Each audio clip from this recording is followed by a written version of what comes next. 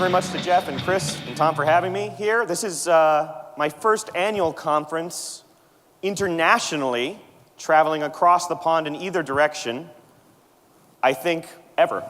So thank you very much for making this opportunity available to me, and thank you to the Grand Elysee and the Madison Hamburg, and all of you who I've gotten to know over the course of the last day and a half. My name's Alex Velasquez, and they tell me that my job today is to come up here and to talk to you, and that your job is to listen. So by all means, if you finish first, let me know. But I'm the director of B2C marketing for Worldhotels, and I started out in technology with Worldhotels, not in marketing. And after a few years, kind of flipped to the marketing side because, why should they have all the fun? But today, we're going to talk about how to tell your story, starting with why. And as we begin this process of telling your story, starting with why, not just the broad brushstrokes, but getting into some detail, like Jeff said, I'm going to enlist the help of some really great storytellers along the way because I think it helps us to get in the right framework, the right mindset. So let's begin with this. All great literature is one of two stories. A man goes on a journey or a stranger comes to town. And we know from Chris's presentation and many presentations past that whether it's a corporate traveler coming to town or a tourist going out on a journey, in our case, both of them are going to need a hotel, right? So it's good for our industry. But 73% of all corporate travelers now extend into leisure travel by at least a day. So we know that there's a case for telling stories even in what conventionally used to be thought of as the very dry, transactional business environment, right? And so in thinking about how we go about telling a story or getting ready to tell a story, I've kind of broken down what I think you need to know about, starting with why, into three areas. And I believe in the power of threes, so I call them the three Bs. The first is the basis. We've heard the broad brushstrokes, the basis as to why start with why, right? But we're going to cover it again just for a couple of minutes. I promise I won't be hitting you too hard on the head with it, but I wanted you to be able to go back to your hotel, you general managers and directors of sales, as you meet with other stakeholders at your hotel, front desk managers, revenue managers, the doorman, and you begin to talk about why we're starting with why. I wanted you to have some specifics about our industry, about things going on. And this deck will be made available afterwards so you can actually have it to back that up. Secondly, I wanted to talk about the backdrop because every good story has a backdrop. And in this case, the backdrop simply means, how do you get ready to do this? What are the best practices for doing it? We know that there's this workshop that you will do, right? But what should you do as a hotel to prepare for this workshop? How do you build your team? And so we're going to talk about that as well. And lastly, we're going to actually talk about the blueprint, the third B. Everything results in this output called a blueprint. What is this blueprint? What does it look like? And what does it mean to you? And then what happens afterward, right? And so let's kick this off by talking about the basis. We know that there is this thing now called the experiential. I prefer to call it the connection economy. We know that we've come up through all of these socioeconomic levels over time, over the last few thousand years, and it's resulted in this connection economy. There was an article published 2 weeks ago on the Tinderization of feeling.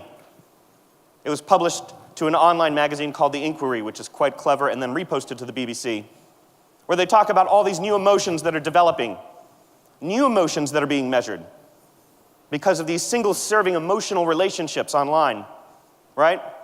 And so now, just like I was talking with one of our hoteliers last night, we're seeing that there's this whole subset of consumers that are being pulled out of the typical value transaction group that are no longer looking for the deal, they're looking for the real, right? So let's dive into the basis and really understand this at a grassroots level for our industry, for hotels. Why ask why? Well, number one, functional travel continues to commoditize, and we need look no further than that bastion of peer review, TripAdvisor. And some of you may know this, Worldhotels does a fair bit of keyword research and data scraping, measuring keyword densities on third-party sites. Of course we do. We need to know what's going on, and not just think what's going on, but actually understand what's being published. And as TripAdvisor's attributable page rankings, that is, the rankings that they have on the internet, which are considerable, have increased by an average of about 140% in the last couple of years, the usage of the word boring on reviewed pages has outpaced that by 10%. So what does that mean to you? What it means, just like you see the review behind me, is that there's an increasing likelihood that you will receive a 2, 3, 4, even 5-star review at your hotel. And they may talk glowingly about your food. They may talk glowingly about how great it was and how friendly your staff was and how beautiful your resort is. But they may end up with a headline like this: 4-star review, beautiful but boring.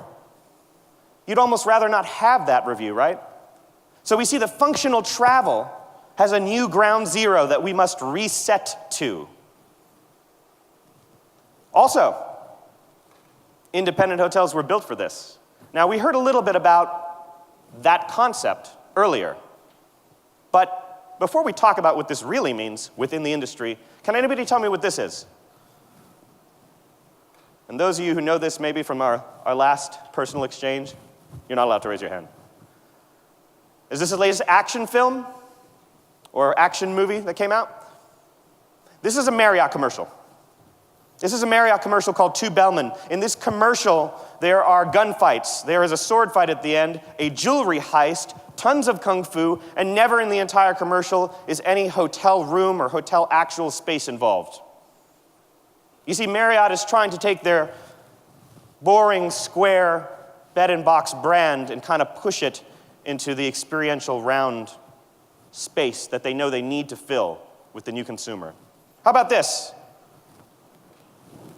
Anybody know what this is?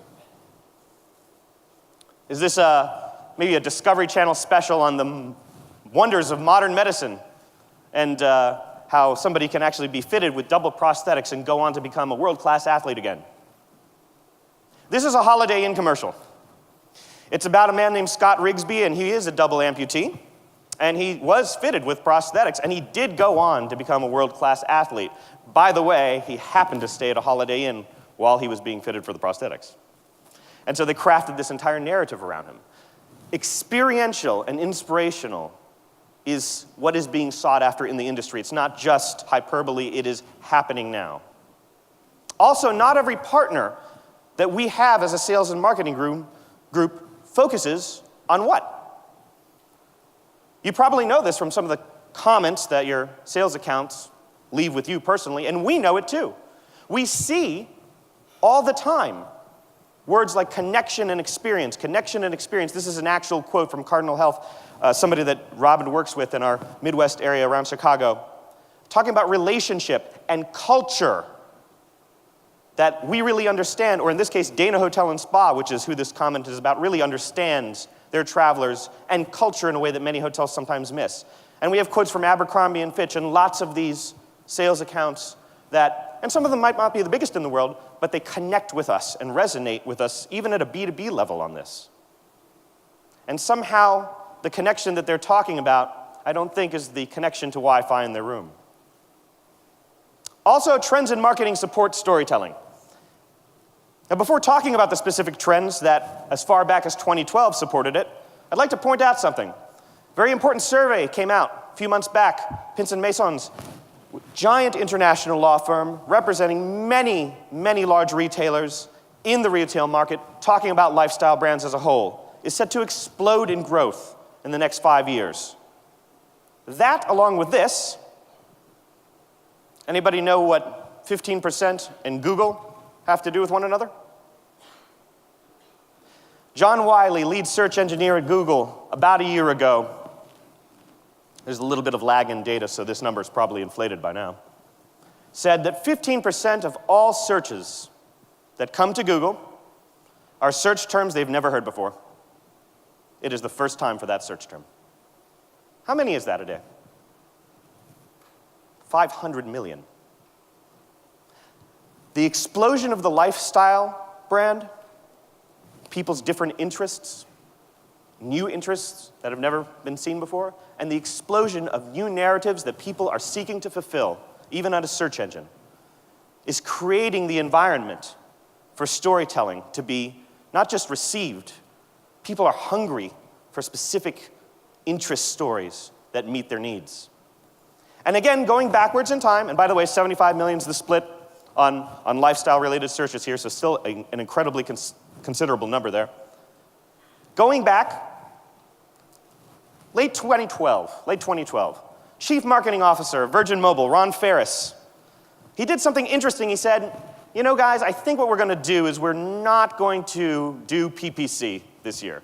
He said this to his marketing team. And I'm sure there were a few people on the marketing team that said, okay, Ron, that's fine if you want to get fired. Because who doesn't do PPC, honestly? Who doesn't engage in pay-per-click ads online? I would wager almost all of us do, right? But instead, what he did was he invested that budget into storytelling, into crafting advertorial storytelling narratives that dovetailed into their message. And what he found out was that, of course, they had to partner with publishers to do this, so they had about 4.7 million paid content engagements. You still have to promote your stories. But after that, they had another 5 million earned content engagements, and about 22 times, or 2,200%, the social lift as these stories were shared outwards on the internet. Free advertising. So all that is to say, this new wide world of the experiential or connection economy is all about us. And we could fence ourselves in against it, but we cannot forever fence it out. So those are some specifics, the basis for why start with why in our industry, in the industry as a whole, in terms of what works in marketing today.